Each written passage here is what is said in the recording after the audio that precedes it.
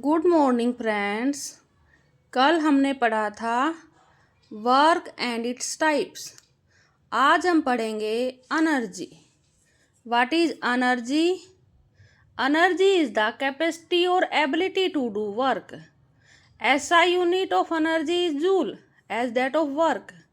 Other units of energy are electron volt, calorie, kilowatt hour. Now we will define 1 joule.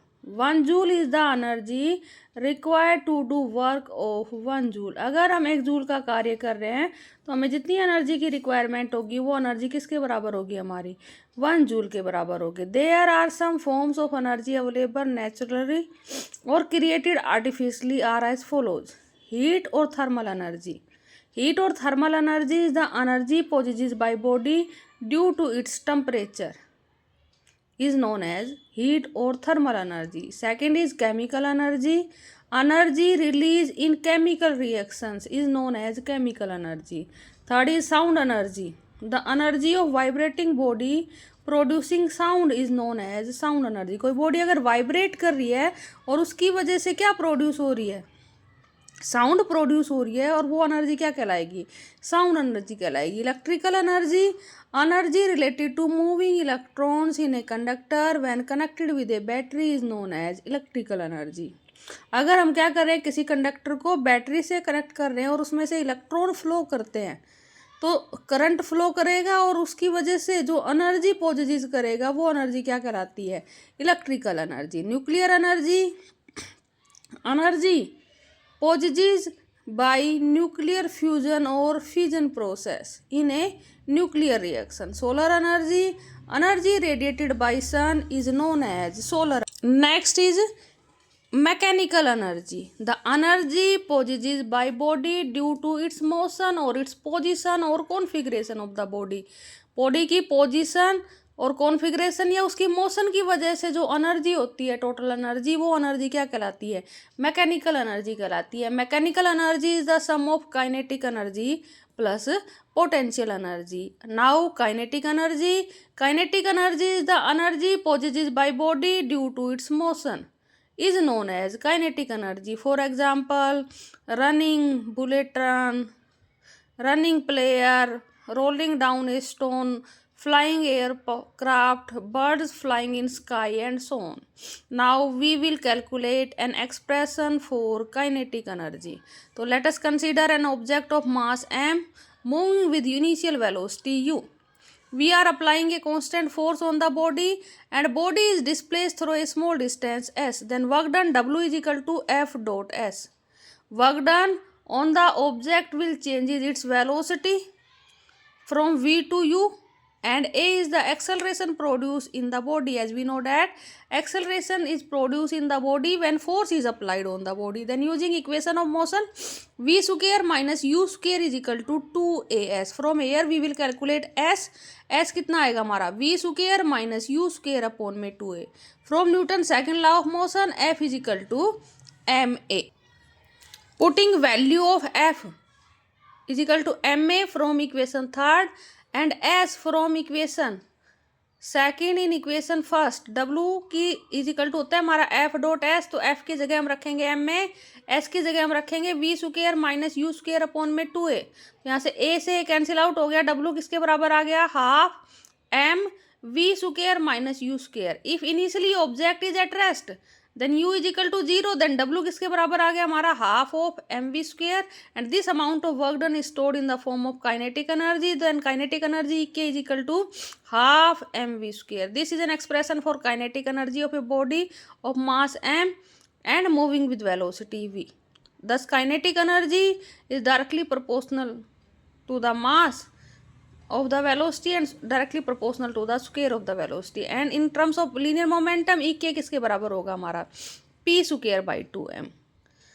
Next example है हमारे पास, an object of mass 15 kilogram is moving with a uniform velocity of 4 metre per second. What is the kinetic energy possessed by the object? Mass दे रखा है 15 kilogram, velocity दे रखी है 4 metre per second. Kinetic energy का formula होता है half mv square, तो half M की जगह 15, 4 का स्क्वायर 16, 2 से 2 कैंसिल आउट, तो ये आ गया हमारे पास 120 जूल। नेक्स्ट एग्जाम्पल है, what is the work to be done to increase the velocity of a car from 30 kilometre per hour to 60 kilometre per hour if the mass of the car is 1500 kilogram. Mass दे रखा है 1500 kilogram, U 30 kilometre per hour है, metre per second में convert करेंगे तो 30 multiply 1000 divided by 3600, तो ये हमारे पास आ गया 50/6। V 60 है तो ये हमारे पास आ जाएगा 50/3 metre per second. Work done किसके बराबर होता है, change in kinetic energy, half m v square minus u square, तो हाफ मास 1500 इंटू 50/3 का स्क्वेयर माइनस 50/6 का स्क्वेयर। इसको हम आंसर आ जाएगा हमारे पास 1,56,250 जूल। नेक्स्ट एग्जाम्पल है, kinetic energy of an object of mass M moving with a velocity of 5 metre per second is 25 joule. What will be its kinetic energy when its velocity is doubled? What will be its kinetic energy when its velocity is increased 3 times? Mass of object हमने ले लिया m, velocity दे रखी है 5 metre per second, kinetic energy है 25 joule. Kinetic energy का formula apply करेंगे, half m v square is equal to 25 joule. यहाँ से मास की वैल्यू कैलकुलेट कर लेंगे, मास आ गया 2 kilogram. Now we are doubling the velocity, तो वी डैश किसके बराबर हो गया 2v, तो इसके काइनेटिक एनर्जी के लिए फॉर्मूला लगाएंगे, half of m v dash का स्क्वायर, ये आ गया हाफ इंटू 2v का स्क्वायर, तो कितनी आ गई एनर्जी 4v स्क्वायर हो गई, वेलोसिटी 4 टाइम्स हो गई। अब हमारे पास जो एनर्जी है वो भी क्या हो गई 100 जूल, जो 25 जूल का कितना है 4 टाइम्स है। अगर हम वेलोसिटी को 3 टाइम्स कर दें तो काइनेटिक एनर्जी कितनी हो जाएगी 900 टाइम्स, सॉरी काइनेटिक एनर्जी कितनी हो जाएगी 9 टाइम्स हो जाएगी। Next is potential energy. Potential energy is the energy possessed by body by virtue of its position or configuration is called potential energy. Body की position और उसकी कॉन्फ़िगरेशन की वजह से जो एनर्जी होती है वो एनर्जी क्या कहलाती है पोटेंशियल एनर्जी कहलाती है। Potential energy are of 2 types, gravitational potential energy. Gravitational potential energy is the energy possessed by body by virtue of its height above the ground level is called gravitational potential energy. Gravitational potential energy U किसके बराबर होगी हमारी mgs। For example, water stored in an overhead tank possesses gravitational potential energy by virtue of its position. Second is elastic potential energy. The potential energy of a body by virtue of its configuration is called elastic potential energy. For example, energy stored in a coiled spring of a clock is called elastic potential energy. Next, expression for potential energy of an object at a height h. Let an object of mass m is raised through a height h from the ground. Then force required to raise the object is equal to weight of the object. Then object gains energy equal to work done, that is gravitational potential energy. तो work done W किसके बराबर होगा हमारा force into height या displacement. Force हमारे पास mg into h, तो W किसके बराबर आ गया mgs। And this amount of work done is stored in the form of gravitational potential energy. U किसके बराबर आ गया हमारा mgs। तो this is an expression for gravitational potential energy of the.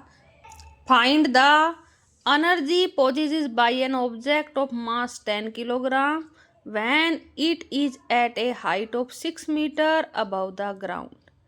G हमें दे रखा है 9.8 metre per second square, body का मास है 10 किलोग्राम, G दे रखा है 9.8 metre per second square, height of body है 6 मीटर। पोटेंशियल एनर्जी का फॉर्मूला U किसके बराबर होगा हमारा mgh। वैल्यू पुट करेंगे सोल्व करेंगे आंसर आ जाएगा 588 जूल। नेक्स्ट एग्जाम्पल है, an object of mass 10 kilogram is at a certain height above the ground. If the potential energy of the object is 480 joule, find the height at which the object is with respect to the ground. Given g 10 metre per second square. अगर g given नहीं है तो हम जी लेंगे 9.8 metre per second square, और अगर g given है तो 10 मीटर पर सेकेंड स्क्वेयर लेंगे। एम हमारे पास है 12 किलोग्राम, यू दे रखा है 480 जूल, ग्रेविटेशनल पोटेंशियल एनर्जी दे रखी है 480 जूल, जी दे रखा है 10 metre per second square. Gravitational potential energy का फॉर्मूला यू किसके बराबर होता है, एम जी एच। तो यहाँ से हमें क्या निकालनी है, हाइट कैलकुलेट करनी है। तो हाइट किसके बराबर होगी, यू अपॉन में एम जी। यू दे रखा है 480 डिवाइडेड बाय मास 12 किलोग्राम, जी का मान 10 दे रखा है। सोल्व करोगे काटोगे तो हाइट आ गई हमारे पास 4 मीटर।